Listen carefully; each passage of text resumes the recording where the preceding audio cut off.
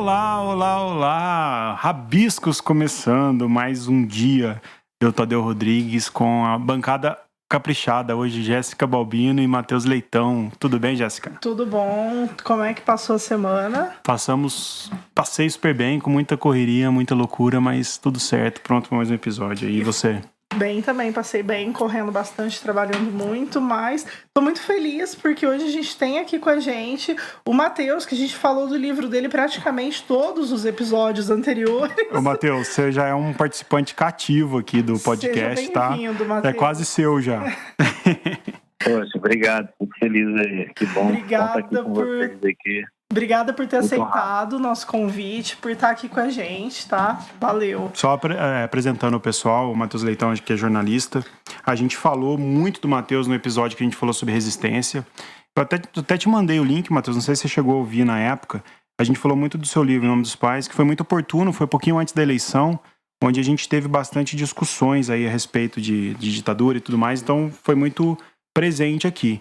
E a gente sempre começa o programa falando um pouco do que a gente está lendo agora, neste momento. Então vamos passar a bola para você. A gente quer saber o que você está lendo e o que está na sua estante hoje. Então, eu estava de férias, né? E todas as férias eu leio um livro de ficção, porque durante todo o período do ano eu leio não ficção. Uhum. E nessas férias eu li um livro chamado Origem, do Dan Brown, né? Aquele autor americano. Uhum. E eu gostei muito porque fala muito de religião, né, obscurantismo e também inteligência artificial e umas novas descobertas de um cientista muito, muito inteligente, né, nessa ficção. E ele é um ex-aluno do Robert Langdon, que é aquele personagem famoso do Dan Brown, né? O fixo dele. Já teve nos outros livros dele, que viraram filmes e tal. Então, é muito interessante. O Dan Brown também é um dos personagens, né? E tem toda eu não sabia disso. ele é um dos personagens e o livro se passa em torno de um mistério, uma descoberta que esse ex-aluno do Robert Langdon, ele descobre, né? Ele chega até ela, que diz muito, né, sobre a origem da vida, né? Por isso que o livro chama Origem. E esse aluno nessa história de ficção, é uma pessoa que tomou uma proporção muito grande na vida, virou um futurólogo, assim, bilionário, ligado muito ao desenvolvimento da inteligência artificial. Ele se chama Edmund Kirsch. Então é um livro bem interessante porque ainda mais nesses tempos de hoje, né, que a gente fala muito de obscurantismo, na volta aí de algumas ideias meio retrógradas, né? Eu achei bem interessante ler o livro, porque o livro critica também essas coisas e tal. E o Dan Brown tem tato para isso, né? O Dan Brown ele tem bastante tato para lidar com esses temas, né? Tem. Ele é um especialista. Né? Eu fiquei curiosa para ler, porque eu li, acho que os outros quase todos que o Dan Brown publicou no Brasil. Eu li 2 livros. Eu acho que eu só não li o Fortaleza Digital, que também fala, né, de inteligência artificial. Eu li o Símbolo Perdido. Que eu gostei eu li o Ponto de Impacto, o Anjos e Demônios e o Código da Vinci. Eu trabalhava em livraria, então eu lia loucamente os livros dele. Assim, era uma fase que eu queria fugir de ter que ler coisa técnica, de jornalismo, de faculdade. E aí eu lia muito e gostava bastante. Agora eu fiquei curiosa para ler esse. E ele era criticado também no meio literário, ele né? Ele sempre foi muito rechaçado, né? Eu acho que tudo que faz sucesso é criticado, né? A gente pode fazer um podcast falando sobre isso, um dia ser proibido fazer sucesso no mercado editorial, né? Porque tudo que faz sucesso é muito criticado, né? É tido como não literatura. Eu li o Anjos e Demônios, né? Li o Ponto de Impacto, né? E o Código da Vinci também, li esses 3 dele. E assim, o melhor que eu achei foi o Origem mesmo. Que legal. Pra falar bem a verdade, é um livro que eu indicaria do Dan Brown. Fica a dica aí.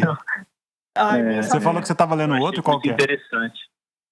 Não, então, eu estava lendo as Memórias da Segunda Guerra Mundial. São 2 volumes escritos pelo Churchill. E é muito interessante porque o Churchill, né, ele vai passando por... Ele faz um relato, assim, né, pessoal dele ali, de como ele viu, né, a ascensão do nazismo, né, naquele momento ali, mas muito antes da Segunda Guerra Mundial, sabe? Uhum. Então, são 2 volumes, são 2 volumes caros, né? É um livro caro, mas eu fiz questão de comprar, porque eu achei muito interessante. Qual que é a editora? Eu não vi a crítica. Porque acho que é um novo que saiu. Eu tava vendo a propaganda desse livro aí em todo lugar. HarperCollins. Tá. É uma editora que tá chegando mais no Brasil agora. Eu acho que a Renata Deli agora é editora lá. Tá lá. Muito legal. Muito legal também. É outro que eu acabei ficando curiosa pra ler. Nossa, que história, né? Que história. Já vou botar na minha listinha de leitura. Duas dicas aí boas, hein? Em 2022, né? E você, Jéssica? Falando em leituras, o que você está lendo? Eu tô lendo um livro que chama Cidade Espanto. Foi uma dica que eu peguei num podcast de literatura, que é Mulheres que Escrevem, e é de uma autora que ela é de São Luís, no Maranhão. Ela chama Clarissa Carramilo, ela é jornalista também, e aí ela meio que se inspirou em vários fatos que acontecem na cidade para contar essa história lá. Eu não vou falar mais porque eu não quero dar spoiler, mas é um livro bem legal, assim, é uma trama meio policial, mas baseada na realidade. É um livro bem bacana, um livro bem corajoso, um livro de estreia, ele foi premiado lá em São Luís, então fica essa dica. Eu vi que ela estava até em São Paulo lançando esse livro nesse fim de semana. Então é um livro bem bacana, acho que é uma nova voz aí, uma promessa. A gente lê muita coisa... Como que ela chama mesmo? Clarissa Carramilo. A gente lê muita coisa do Sudeste aqui, fica só entre a gente, né? E aí tem gente produzindo e mulheres escrevendo, inclusive no Nordeste. E tô gostando bastante. E o que você tá lendo? Eu tô lendo a autobiografia do Jô Soares, o volume 2, na verdade. Eu li o volume 1. Agora, há uns 15 dias, a Companhia das Letras lançou o volume 2. E eu tô gostando mais do que o volume 1. Assim, eu não sei se é porque as referências estão mais próximas de mim, né?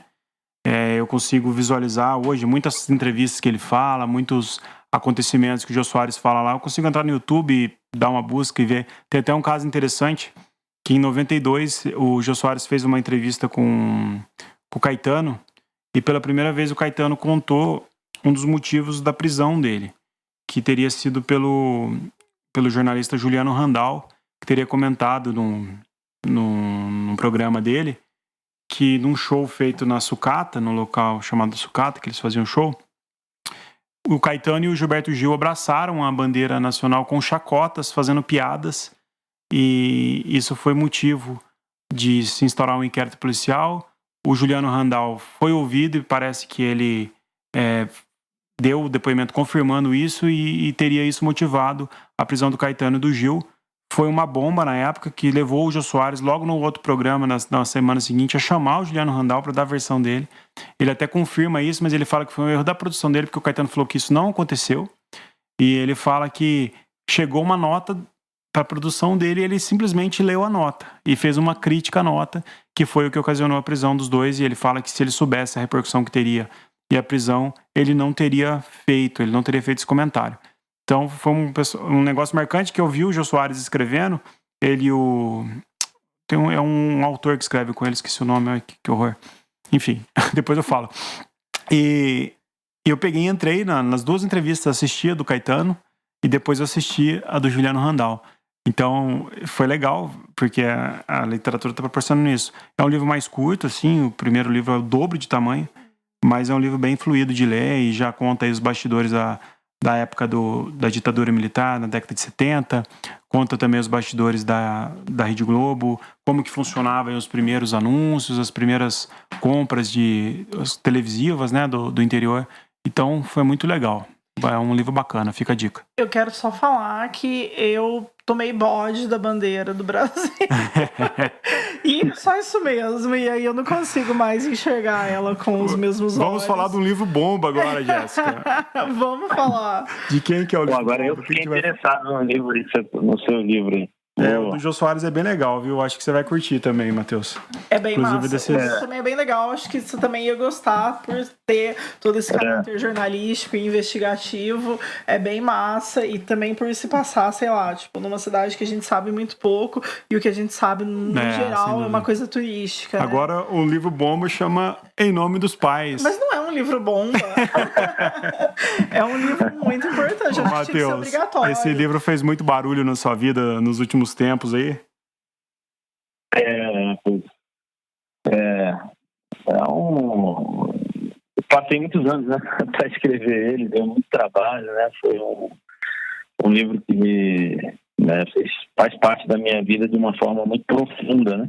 Eu sei que todo livro, o autor, é uma coisa ali, né, profunda e tal, mas que nesse caso, né, como envolve família, pais, né, irmão mais velho e ao mesmo tempo uma história de dor ali e amor também, né, como meus pais se conhecem, né, a paixão deles e tal, e toda a luta e dor que eles sofreram durante a ditadura.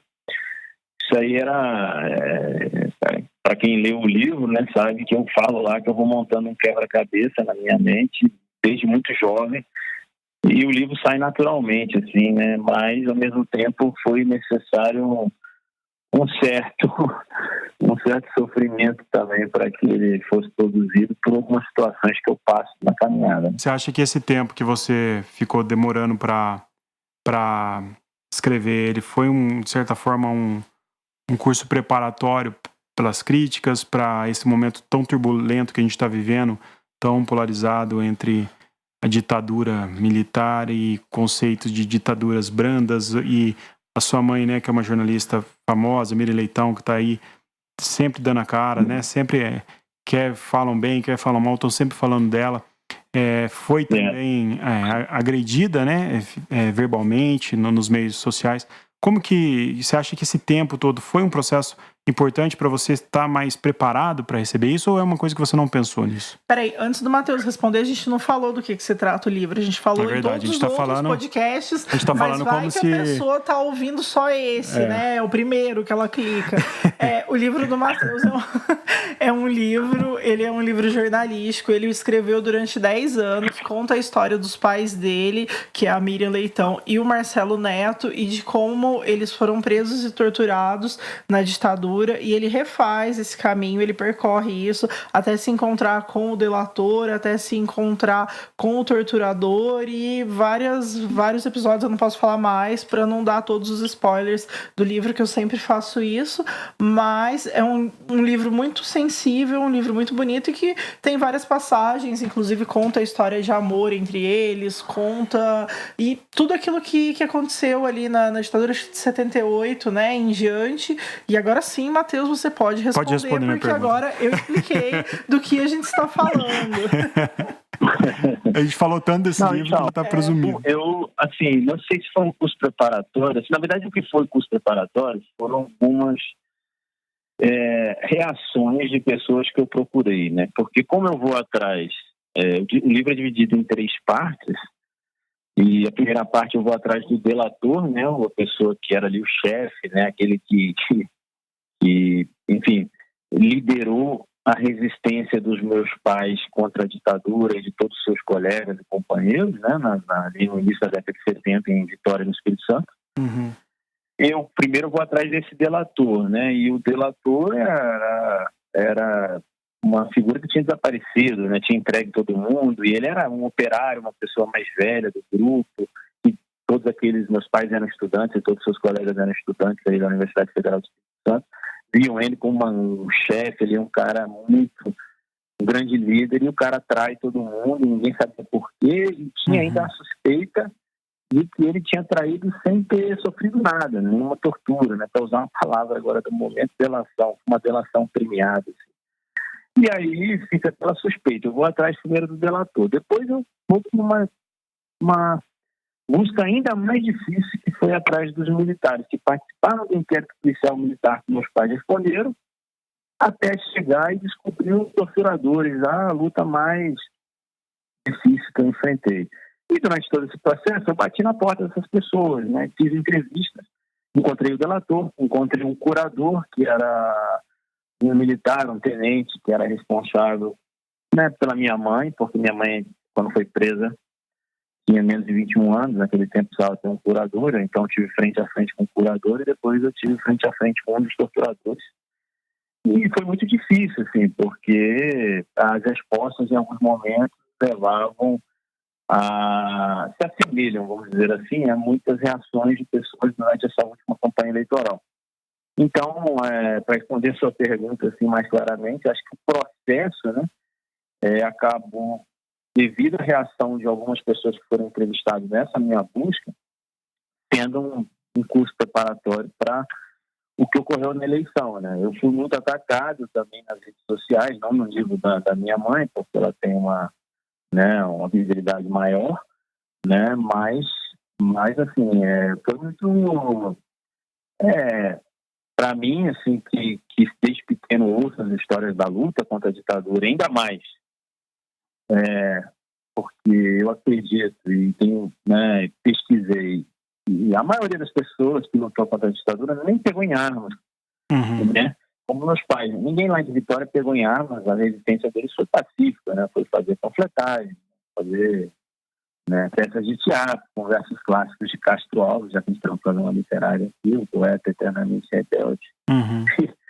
Era para fazer, né, pichações, nada demais. E foram barbaramente torturados. Não que se justifique você torturar alguém que pegou em armas contra a ditadura. Há quem defenda que contra uma ditadura é necessário até pegar em armas. Mas estou falando assim que o difícil, né, desse processo aí eleitoral foi ver o tamanho, a proporção que as fake news tomaram, né? Porque em determinado momento se construiu uma narrativa mentirosa, né, de que os militares estavam defendendo, né, o Brasil de comunistas perigosos armados. E não era nada disso. Uma parte, sim, resolveu pegar em armas depois de um processo longo no qual os militares foram cerceando direitos civis. Mas uma grande parcela nem chegou a pegar em armas. Então, assim, é lamentável, né, você ver um país em 2018 não conhecer sua história e aprontar, né, e às vezes você vê nas redes uma capacidade imensa das pessoas enganarem, né, uma parte da população que aparentemente realmente não conhece a sua própria história. Usaram até fotos do seu livro, né, para divulgar fake news em relação à sua mãe, principalmente. Uma das fake news foi essa, né, de que ela teria assaltado um banco, que é um absurdo, ela nunca pegou em armas, né, para lutar contra a ditadura, como eu já disse, foi realmente lamentável ver, né, aliás, ele falava que ela tinha feito isso quando ela, em 68, né, ela tinha 14 anos, morava em Caratinga, no momento em que era qualquer um que vê a data de nascimento dela lá na própria ficha que eles usaram, veria que não tinha o menor cabimento. Então, assim, é isso, né? São esses absurdos que a gente viu crescer no momento em que, pelo menos assim, para mim foi surpreendente o fato de que nós estamos em 2018 tendo que defender isso. E né, nós estamos falando aqui, né, e além das fake news, né, eu, você, Jéssica e muitos outros tendo que defender valores universais, né, valores consolidados e marcos civilizatórios, né? Por exemplo, nós somos contra a tortura, né? Então, assim, né, pessoas defendiam a tortura, né, e torturadores, enfim, então isso realmente foi muito entristeceu, né, muito isso que ocorreu no Brasil.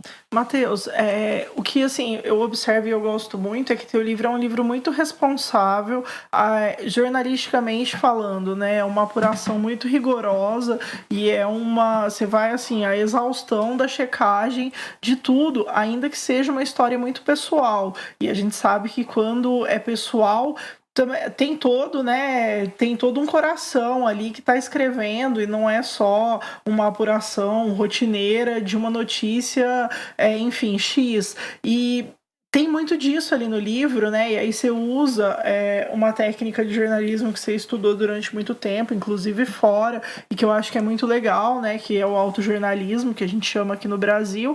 Mas eu queria saber, para além disso, como que é hoje para o Matheus, pessoa física, ter feito esse livro, né, ser um jornalista com uma carreira consolidada, ter escrito esse livro, ter conseguido concluir essa etapa da vida, porque você passou 10 anos nessa pesquisa, mas além disso, muitos anos convivendo e ouvindo essa história. E aí, como que é hoje? Chegar em 2018, tendo contribuído com a história, né, do país ao escrever esse livro e olhar para onde a gente está agora. Como é que o Matheus Pessoa, no cotidiano, se sente diante disso? Eu fico feliz, assim, sinto que realmente como o livro tomou uma proporção muito grande, né, para o bem e para o mal, porque é isso, né, o livro foi muito falado, muito discutido nas redes, em tudo quanto é lugar, né, dei palestras acho que no Brasil inteiro, falando do livro, né. Então, assim, eu achei muito positivo, mesmo que é da democracia a gente discordar, né? Mesmo que houvesse discordância em alguns momentos, né? Eu não ligo, assim, né? Isso não me afeta. Me afeta são essas coisas, né? Ter que defender valores que eu acho consolidados em partos civilizatórios e que me surpreende que em 2018 nós estejamos discutindo. Mas eu fico muito feliz, eu sinto que o livro deu uma contribuição, reativou um tema durante um bom tempo, né? E eu acho que essa história do filho, né, que vai atrás ali da história de luta, de amor, de dor, de paixão dos pais é interessante, né? O autojornalismo, para mim, foi a ferramenta que eu encontrei para me tornar possível escrever, porque o livro já estava encaminhado, de certa forma, mesmo sem eu saber, eu estava lá naquela minha apuração há muitos anos, né? Foram 13 anos, aí, como eu disse, mas eu achava que, como jornalista, eu estava impedido pelo meu envolvimento emocional com a história e nós aprendemos na faculdade que nós não podemos ter envolvimento emocional com a história. O autojornalismo, que eu não vou estudar na Universidade de Berkeley, dos Estados Unidos, era um conceito que estava nascendo novo no jornalismo lá americano e eu vi várias histórias semelhantes, né? De pessoas indo atrás de pessoas que fizeram mal com seus pais, né? De jornalistas que foram atrás de pessoas que fizeram mal aos seus pais, ou parentes, ou irmãos, ou a ele mesmo. E eu senti que, quando eu conversei com os professores da Universidade de Berkeley de jornalismo, eles falaram, pô, é história perfeita, você tem que ir atrás e tal. Eu fui, né? E vai ter um documentário que vai sair na HBO agora em 2019, né? São 4 episódios, em nome dos pais, primeira temporada, episódios 1, 2, 3 e 4. Ah, que legal. Muito legal. Que vai... Tá fazendo um livro novo, não? Oi? Desculpa, eu te interrompi. Eu que perguntei se você está fazendo um livro novo. Tô sim.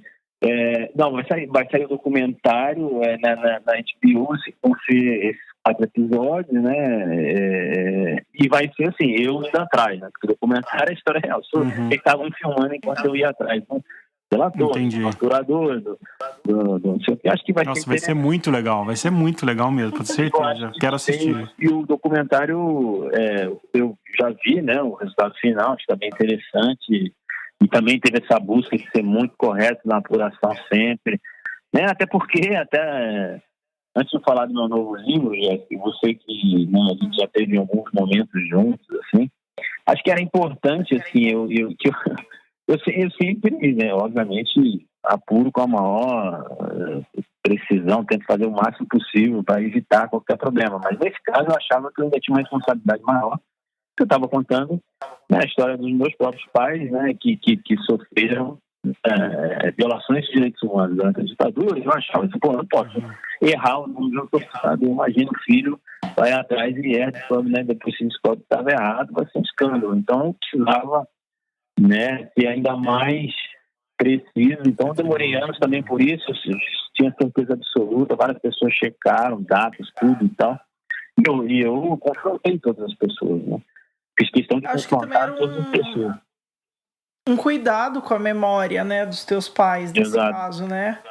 Não, porque até por um momento, assim, quando eu vi você falando, quando eu vi os ataques que sua mãe estava sofrendo, as fake news, falando, né, essa coisa meio perdida, né? Fala assim, o Matheus é de esquerda, a Miriam Leitão é de direita. Não, mas parece que agora lendo o livro a Miriam é de esquerda, mas o Matheus é religioso, então ele é de direita. E um frenesi... um frenesi da família Leitão, né? Ninguém sabendo se posicionar. As pessoas não podem ser simplesmente jornalistas, né? Assim, né? Porque, assim, elas têm que ser alguma outra coisa, né? Então, assim, minha mãe tem uma trajetória, né? Tá aí. Mas vocês brigaram no grupo da família do WhatsApp? Vai ter ceia de Natal? Não, a gente quer saber se vai ter ceia. Interessante. O grupo de WhatsApp da família foi muito bonito de ver durante a campanha lá.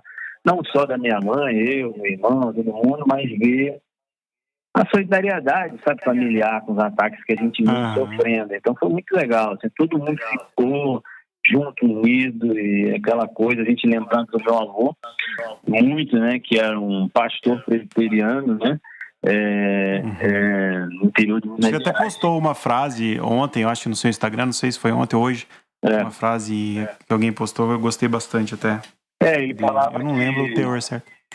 Ele falava que o pastor tem a função de levar as pessoas, né, à fé cristã, né, e não cidadãos às urnas, né?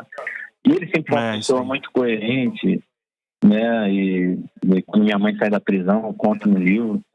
Minha mãe sai da prisão pesando 39 quilos, depois de ser barbaramente torturada, né? Agora as pessoas todas sabem, né? Porque ela sofreu lá. E ela tá grávida, né? Do meu irmão mais velho, Vladimir. Esse nome veio em homenagem ao poeta russo Vladimir Mayakovsky. E já que a gente está também no sim, toda referência ele fala lá em algum momento assim da trajetória dele, né, numa poesia dele, ele fala: talvez no Brasil haja um homem feliz.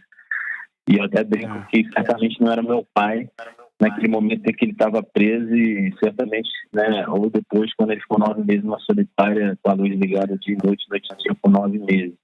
Mas quando minha mãe sai da prisão, meu avô Uriel, o pastor, né, Uriel, vai lá, né, receber ela na porta do presídio, e tá, né, minha mãe tem 19 quilos, arrasada e tal, e ela abraça na orgulho, e ela fala: tem mais uma coisa para te contar, eu tô grávida. Isso é, né, pensar na década de 70, né, um pastor, né, ou seja, um religioso, né, um cara, a filha dele não é casada, tem 19 anos, tá grávida, foi preso, o cara era para estar indignado, a única coisa que ele fala, na verdade, foi: então vamos para casa, vamos cuidar dessa criança, porque ela já sofreu demais. Então, assim, né, é uma figura que realmente tem muito orgulho de lembrar dele, falar dele, né, porque ele realmente deixou várias mensagens, né? Saiu da pobreza clandestina, nasceu, inclusive, né, ele é de Garanhuns, né, igual o ex-presidente, e saiu da pobreza para ir trabalhar no colégio para estudar, era analfabeto até os 14 anos, e teve uma bonita trajetória nos ensinando muito. Inclusive, sabe, né? sobre essa postura da igreja, que realmente foi lamentável durante a eleição, né?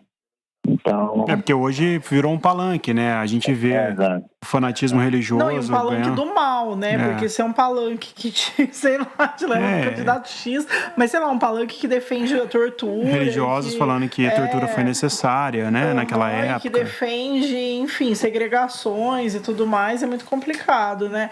Mas, Matheus, você pode dar um spoiler do seu novo livro pra gente? Fala pra gente disso. Eu tô aqui curiosa.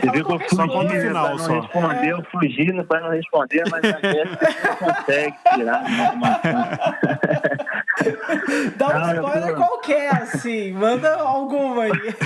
Não, eu estou escrevendo um livro, fui contratado pela Companhia das Letras. Meu primeiro livro foi O Em Nome dos Pais, foi pela Intrínseca, né? E muito feliz lá com tudo. Eu adoro a Intrínseca, o Jorge Joaquim, a Renata, com quem trabalhei lá. Vou mandar um beijo pra Renata, que é uma querida. Maravilhosa, né? Pessoa incrível, mas... E agora a companhia me chamou.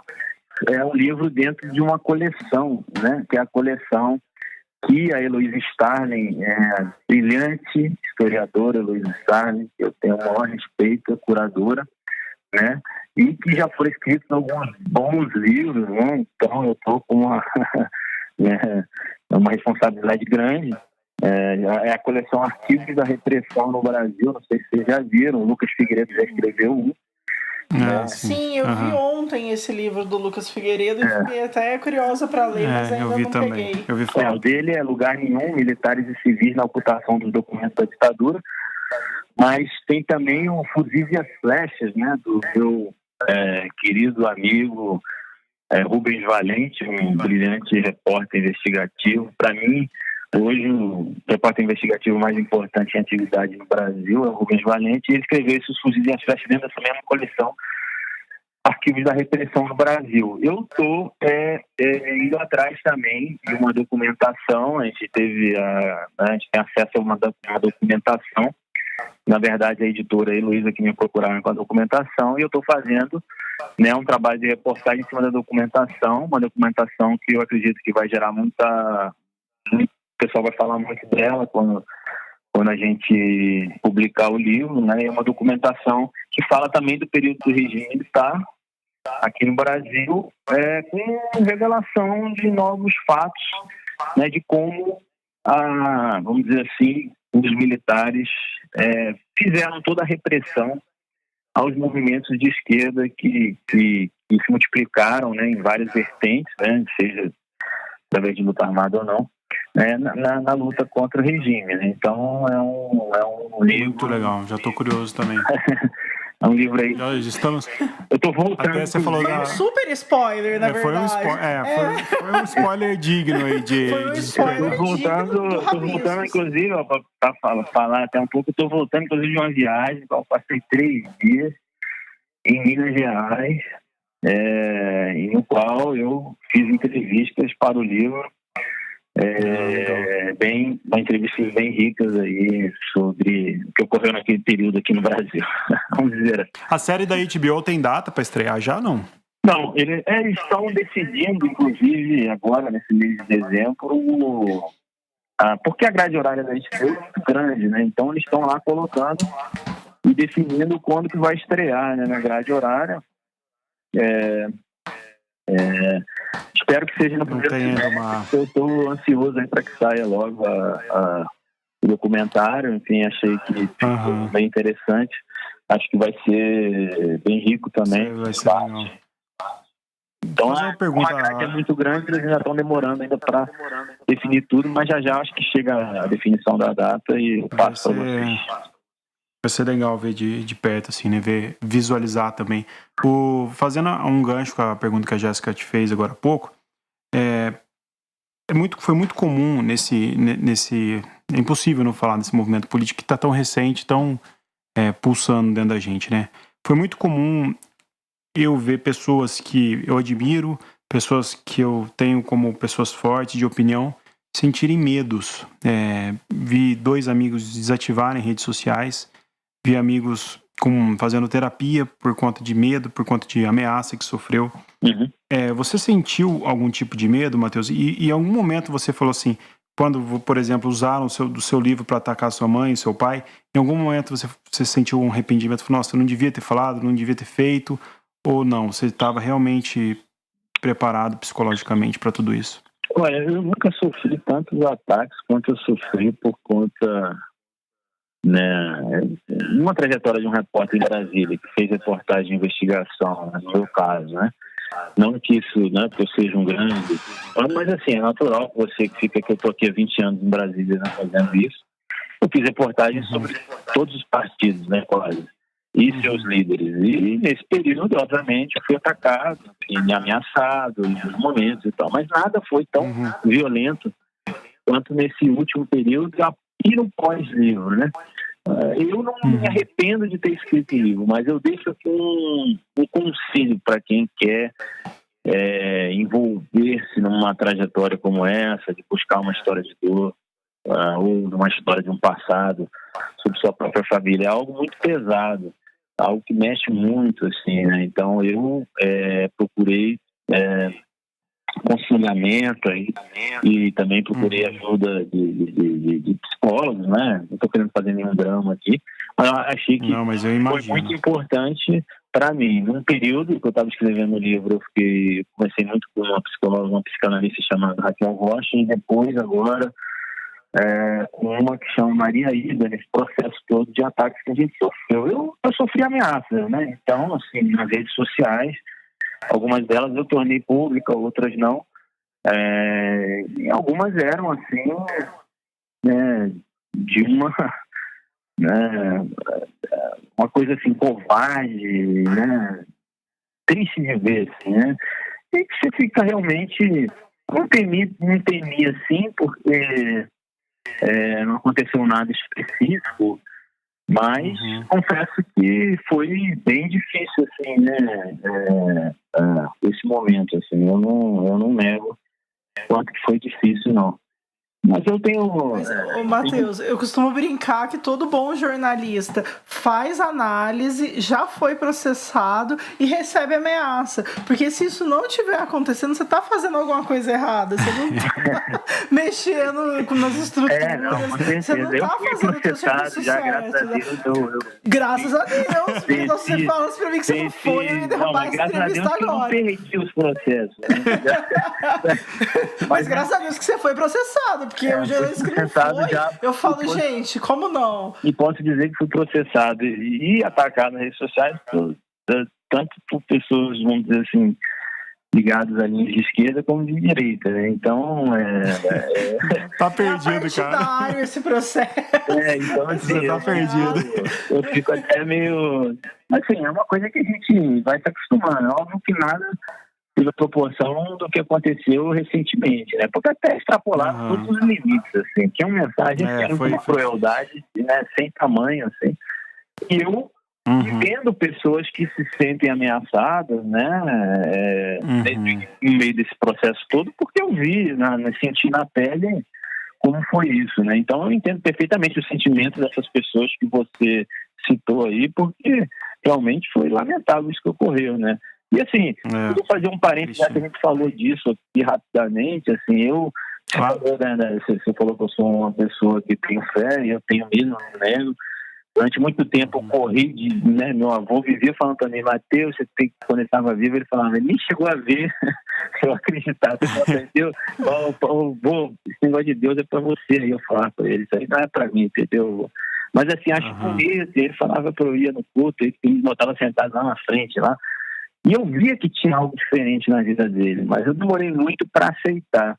E depois que eu aceitei, eu nunca neguei minha fé, mas realmente eu gostaria de fazer um registro aqui que eu acho lamentável a postura da maioria dos, vamos dizer assim, né, cristãos protestantes e algumas linhas evangélicas, especialmente, durante a campanha, né, era possível ver os líderes falando coisas que realmente fogem a todo, pelo menos para mim, né, na minha visão. Eu sei que eu sou uma minoria, mas eu não me importo de ser minoria. E eu vejo isso.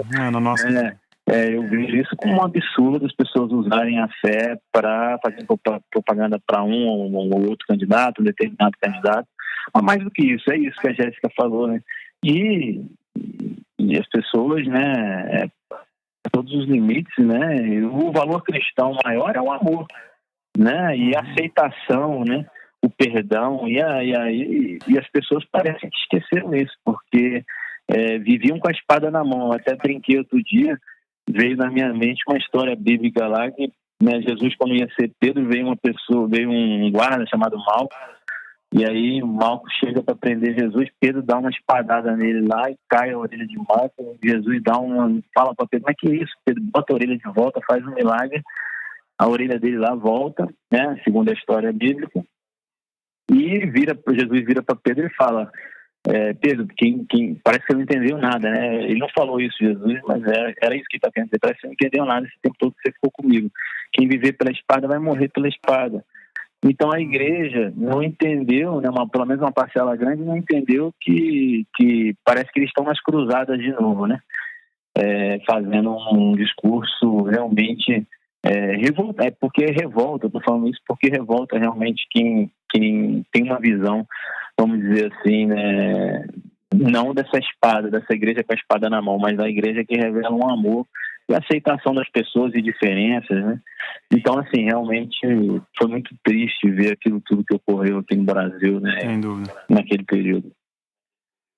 Sim, sofremos todos, mas a gente não desistiu, a gente está aqui fazendo o nosso podcast, você está fazendo um livro novo e a gente segue resistindo isso aí. Sempre. Jéssica, vamos caminhar para o final. Matheus, a gente tem um bloquinho aqui no nosso podcast. A gente traz alguma matéria ou bizarra, ou engraçada, ou curiosa, que chama Vida Pior a Arte. Eu acho que o episódio passado nós falamos do Drummond, né? O Drummond era um cara homofóbico. Eu fiquei em choque. Eu tô ainda digerindo isso. Foi com a Giovanna Madaloso, até que a gente comentou. E agora eu trouxe uma matéria que fala do Zé de Alencar, que o Zé de Alencar, para ele, né, a escravidão contribuía para o progresso humano. A matéria fala que o consagrado autor brasileiro defendeu a escravidão em uma série de cartas enviadas por Dom Pedro II. Para ele, o sistema escravocrata ajudava no progresso humano e seu fim culminaria em uma grande crise econômica. Os documentos históricos foram deixados de lado e acabaram caindo no ostracismo. Outra curiosidade é que as cartas tinham um tom um pouco arrogante, pois José de Alencar acreditava saber mais sobre política econômica do que o próprio rei. Isso não pode ser verdade. Mas eu achei curioso essa matéria, saiu na revista Galileu, se não me engano. Eu acho que eu vou suspender esse quadro, porque você só joga umas bombas aqui, é bem no final. A gente não pode ficar discutindo sobre elas, depois eu tenho que ficar tratando isso na terapia. É um horror. Eu tenho que ficar levando lá Drummond, José de Alencar, psicanalista, e não tá rolando. E como tá atual isso, né? A gente vê... Inclusive empresários, né? Falando que tá muito difícil ser empresário no Brasil. Eu não imagino quanto, né? Eu acho que deve estar fácil para quem tá ganhando um salário mínimo, para quem tá cortando cana, né? Nas fazendas. Ser empresário deve realmente. Eu posso falar, a gente pode mudar o nome do quadro pra Vida Decepciona a Arte. Né? Nossa, decepciona quem tá aqui no podcast. Decepciona a Jéssica. Você vai parar, eu que vou começar a procurar essas notícias. Nessa reta final aqui, quero falar, assim, agora um depoimento pessoal mesmo, que o livro do Matheus mexeu muito comigo, eu chorei algumas vezes, é um livro muito sensível, o Matheus teve uma visão muito humana, né, não foi um livro técnico, não foi um livro frio, eu sei que envolvia a sua família, né, Matheus? Mas é um livro que eu indico para todo mundo, dou de presente, porque faz com que a gente visualize o mundo da ditadura. O Matheus está aqui perto da gente, é um cara super gente boa, acessível, é um cara pra cima, né, que tá sempre aí acreditando no jornalismo. Eu falo que é um caminho de esperança, né, ver pessoas falando disso de novo, até falando do livro do Jô Soares que estava falando, lá na década de 80, eles falando isso também, não podemos esquecer da ditadura militar, tem o Jô Soares falando na década de 90, o pessoal falando que a ditadura não existia, e hoje, em 2018, a gente tendo que exaltar, por isso, Matheus, que a gente fala do seu livro aqui em vários episódios desse podcast, porque ele está sempre corriqueiro quando a gente fala de resistência, quando a gente fala de sofrimento, porque a gente está numa sociedade fria, uma sociedade que está cada vez mais capitalista, que está olhando a política apenas no ramo econômico, claro que é importante, mas está deixando o social de lado. Então eu acho que é um salvo-conduto aí para quem quer pensar diferente. Eu só queria falar isso também. Eu li o livro 2 vezes e eu gostei muito, assim. Eu sempre indico, eu sempre recomendo, eu sempre boto em lista quando o pessoal me pede indicação de livro. Eu acho que é um livro que ele tinha que ser adotado na grade curricular das universidades de jornalismo, né, de comunicação, de história, porque eu acho que é um super trabalho de pesquisa. Eu acho que, para além disso, é uma aula de jornalismo. Para eu que sou jornalista, mexeu muito, assim, me deslocou em vários níveis, me fez fazer as pazes, assim, com esse jornalismo investigativo, que eu tava com um super bode, assim, por causa do meu antigo emprego, e aí me fez ter vontade de contar algumas histórias, de ir atrás, de começar uma pesquisa. Então eu queria agradecer o Matheus por ter, né, por dar essa contribuição pra gente. Ter participado aqui com a gente também, acho que ele não sabia disso, mas por ter participado com a gente, ele sempre aceita os convites loucos que eu faço, então, obrigado. Matheus, obrigada. Inclusive tem uma mesa linda, né, da Flipossos com o Matheus, com a mãe. Ela tá online. Tá online, né? Aquela mesa foi muito bonita. E eu queria agradecer porque ele sempre contribui muito. Obrigada por ter participado hoje com a gente. Como eu disse, honrado. E se você quiser falar qualquer coisa, fica à vontade. Estou honrado, feliz de estar aqui participando do programa. Me chamem mais vezes. Enfim, agradeço as palavras que vocês, né, disseram, me emocionaram em relação ao Nome dos Pais, porque é um livro que realmente, né, demorou muito tempo, teve uma luta realmente para fazê-lo, né, uma luta interna, externa. Eu não tive respostas fáceis nem dentro de casa, né, eu costumo dizer isso, porque não era fácil para minha mãe falar das torturas, não era fácil para meu pai, que sofreu as barbaridades que ele sofreu, falar, né, depois, tanto tempo, ele nunca pôde ser médico, perdeu os direitos, né, entrou decreto-lei inacreditável e horroroso que tinha na época, 477, perdeu os direitos e perdeu tudo que ele tinha estudado, estava no quinto ano de medicina, né? Não tinha feito nada demais, mas além da tortura, além da prisão, além da solitária. Então, assim, eu fui atrás também com o intuito de mostrar para as pessoas que a ditadura ela não é solução nunca, né? E acho que as pessoas que ficam hoje defendendo isso, eu tenho pena delas, porque, sinceramente, eu tenho pena porque realmente elas não entenderam, né, que a liberdade é o nosso bem maior, né, e que na ditadura não se podia dar notícia ruim, não se podia investigar, esses todos ficam aí, né, hoje exaltando as investigações. Bom, da ditadura não se podia investigar e tinha corrupção, sim, tem muitos casos de corrupção envolvendo empresas, não se sabia de nada porque a empresa estava censurada, né? Então, a verdade é que hoje nós temos aí, né, cada vez mais falar desse assunto e eu dou os parabéns a vocês por estarem obrigado mesmo. Não só para mim, mas por estarem falando sobre o tema sempre que possível, né? E agradeço o carinho com o nome dos pais. A gente está encerrando aqui, então muito contente e quero desejar um abração para todo mundo então que está ouvindo. Graças a Deus aí tá numa crescente, o pessoal comentando, o pessoal mandando mensagem. Um beijo para todo mundo. Obrigada, Matheus. Obrigada a todo mundo que sempre ouve a gente. Se tiverem sugestões, podem mandar para podcastrabiscos@gmail.com ou contato@margens.com.br. Nos enviem beijos. Bom dia, boa tarde, boa noite. Valeu, Matheus. Abraço. Obrigada, Matheus. Valeu. Beijão em todos aí. Tchau.